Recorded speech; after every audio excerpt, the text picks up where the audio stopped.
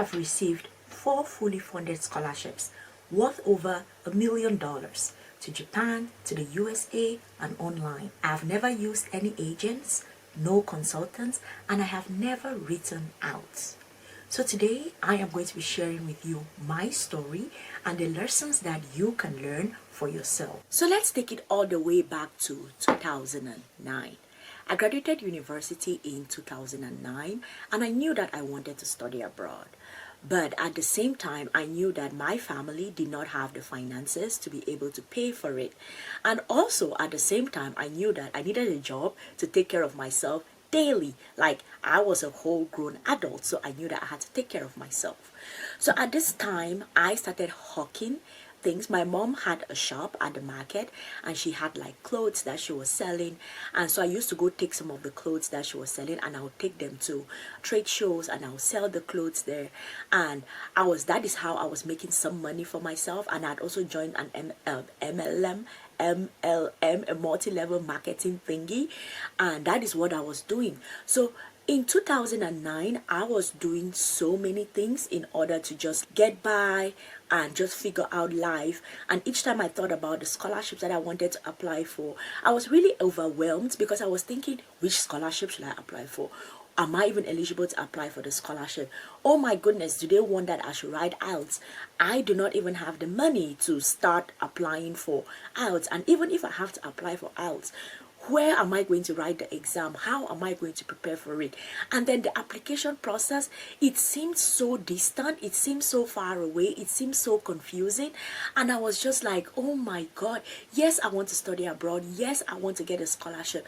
Yes, my family cannot pay for it. But I was really overwhelmed by everything that I needed to do in order to get to that state of applying for the scholarship. And I don't know where you are in your life right now, what you're going through, but if you feel like, if what I'm saying is something you resonate with, if you are also at a point where you're feeling like, I do not even understand what I'm going through, I do not understand the process, I hear you and I see you, because that is exactly where I was in 2009. And from 2009 right through till 2010, 2011, 2012, and then 2013, things changed because I changed my process, and I'm going to tell you all about it. But from 2009 all the way till 2012, I was stuck in that matrix.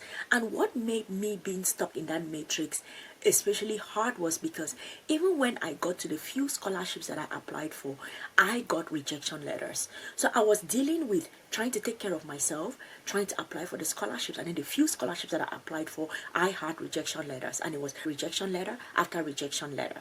So if that is you, I hear you. But in 2013, I did something different, and that changed my life for forever.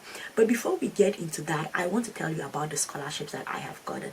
Number one, I have gotten 2014, I got the MEXT Japanese government scholarship, and then in 2016, I was a third runner-up for the Mandela Washington Fellowship.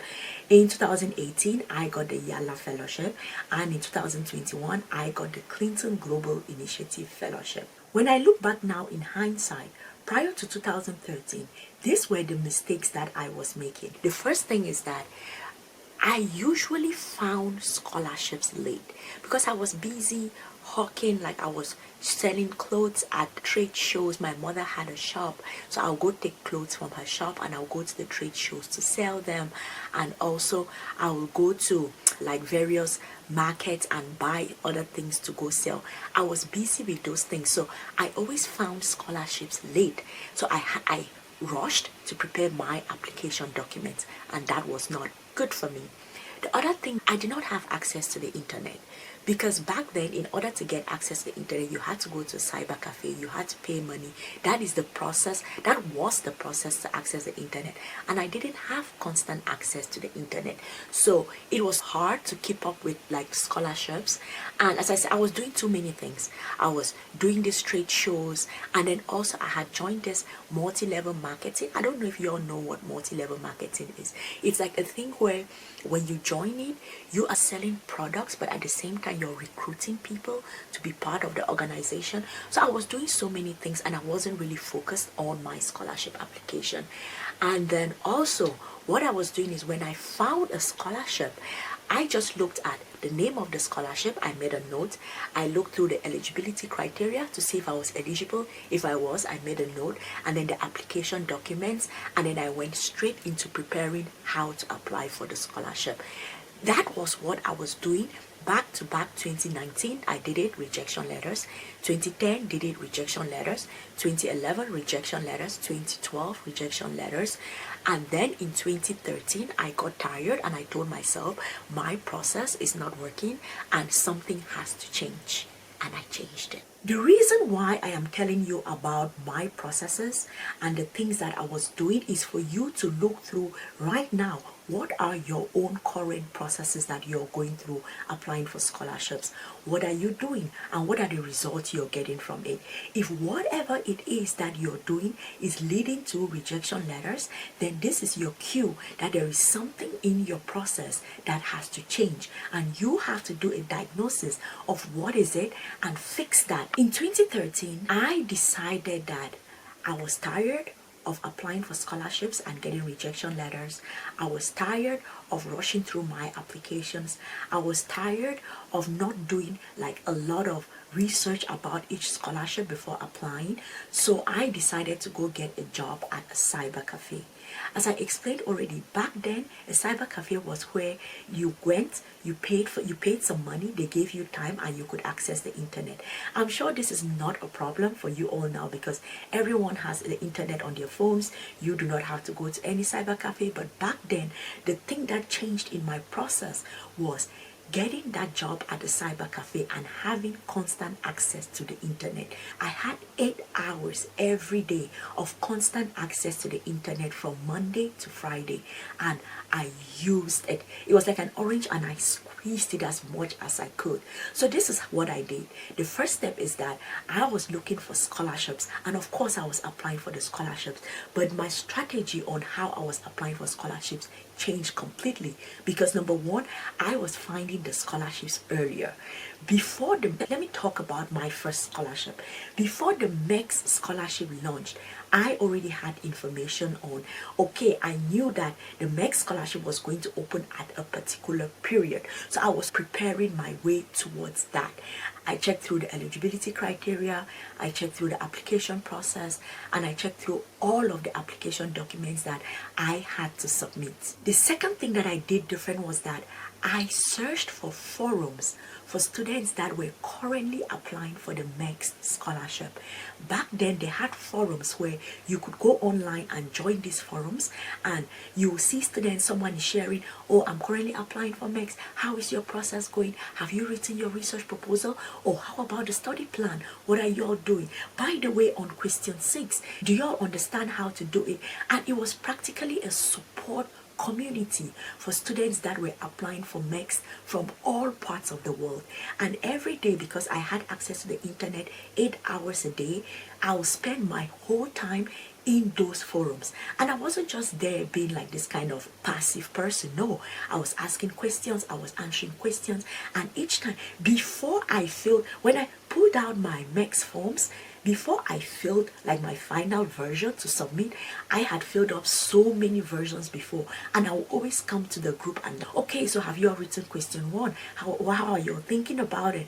And people shared ideas, and I practically collected a ton of value from these forums, and that is what I used to fill those application forms. The third thing that I did different was that I searched for forums for MEXT alumni.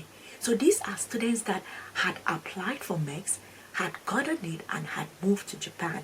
And when I went into those forums, because these are students that were already successful, I was mostly asking questions about strategic things like, okay, we have these questions to answer. What do y'all think?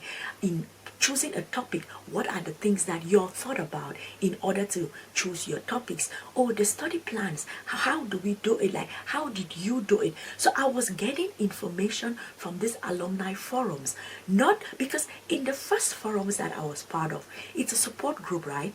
You all are also just figuring out the process. But the other forums that I joined, for those that were alumni of the scholarships, these are people who had gotten the scholarships. They knew exactly how MEXT worked. So I was asking them insider information or success story based information.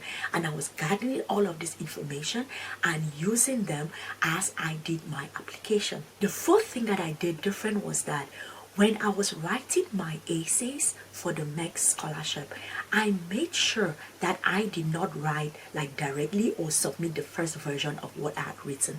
By this time, my uncle had gotten a scholarship to the US, he had gotten a scholarship to Germany. So I made him, when I wrote my first version, I gave it to him. He read it, he reviewed, he got back to me.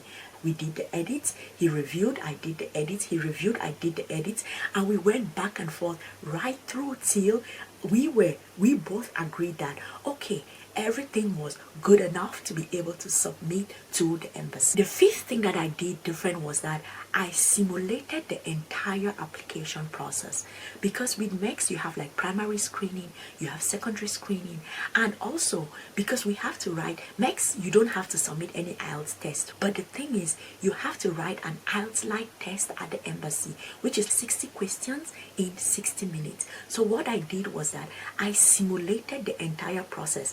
I practiced, because there are past questions for the English exam and for the Japanese exam. So what I did was I put like a timer, 60 questions, 60 minutes, and I start, and I simulated the entire process of how much can I answer within the 60 minutes, and I went back and forth and I practiced till I was sure that okay, I could really comfortably answer these 60 questions in 60 minutes.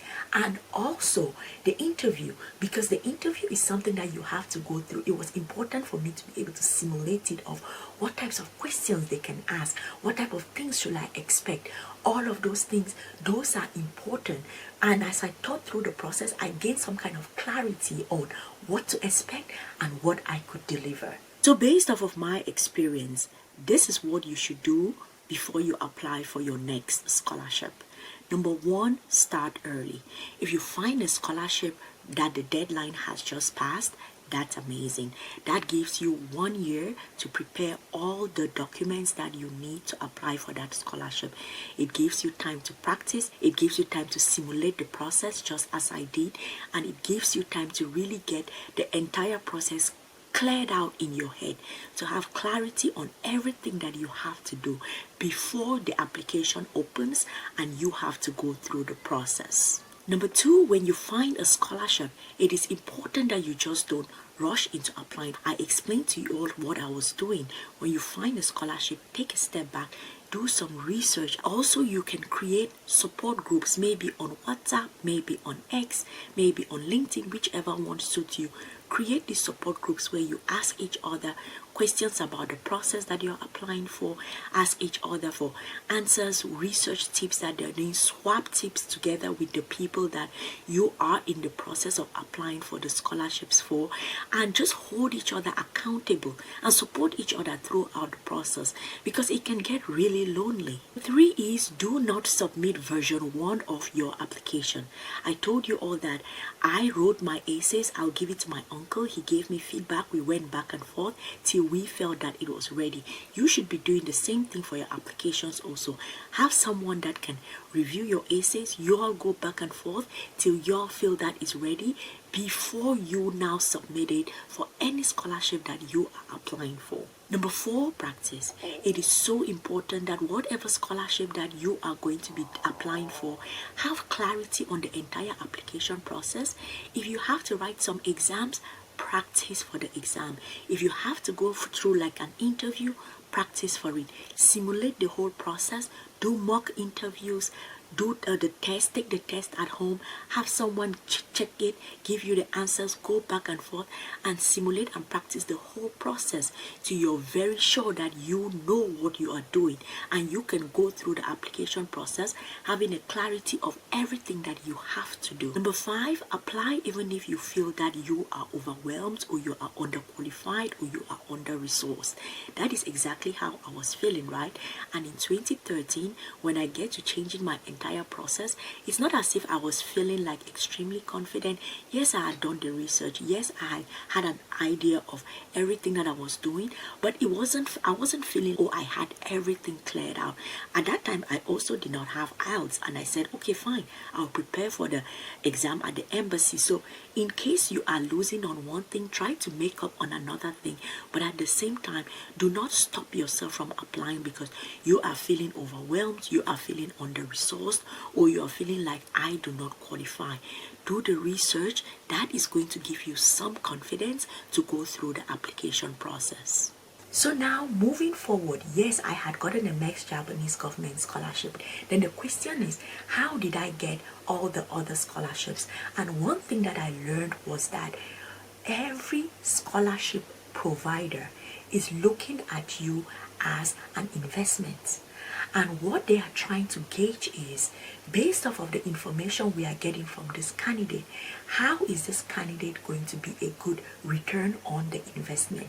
And what I learned was making yourself an ideal candidate for any scholarship, like no matter the scholarship that comes, if you have figured out the process on how to make yourself an ideal candidate for any scholarship, you will be able to get tons of scholarships. And when I learned that it was not about me and what I wanted, but it was about how to show up and make myself say, I am a good return on whatever investment that you all make on me, the scholarship provider. I was able to get the Mandela Washington Fellowship. I was able to get YALA. I was able to get Clinton Global Initiative. And honestly, I think that because of everything I have learned, if I choose to apply for some scholarship today, I am still going to get it.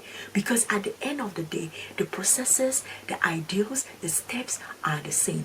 And what I really want to do now is teach you all. I'm not looking to apply for no scholarships anymore, but what I want to do now is teach you all. So I have 3 boot camps. The first boot camps is, if you are a newbie to the world of scholarships, you do not know what you're doing, you're still trying to figure out your process, sign up for the Scholarship Starter Bootcamp. The link is in the description box.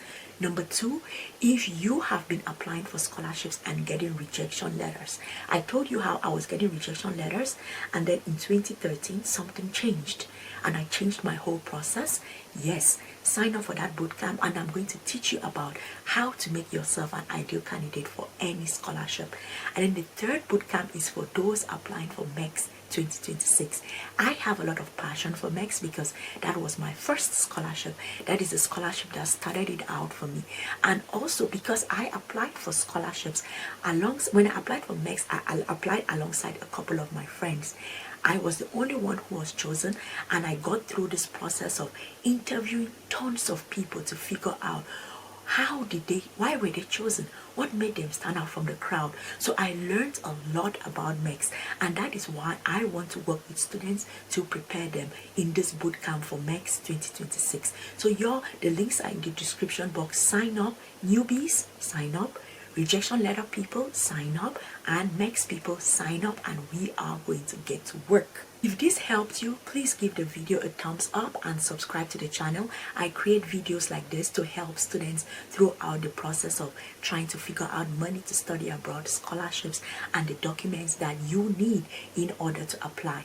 If someone like me with no agent, no money, no consultant, no IELTS, I was able to get 4 fully funded scholarships, then I am sure that you too can get yours. I know that not everyone may have the finances to sign up for the bootcamp right now, and if you're one of those, watch this video here because I teach you step by step how to apply for the MEXT Japanese government scholarship. I practically read through my entire application and I show you everything that you need. There's a playlist also there. Watch those things because they are going to teach you what to do.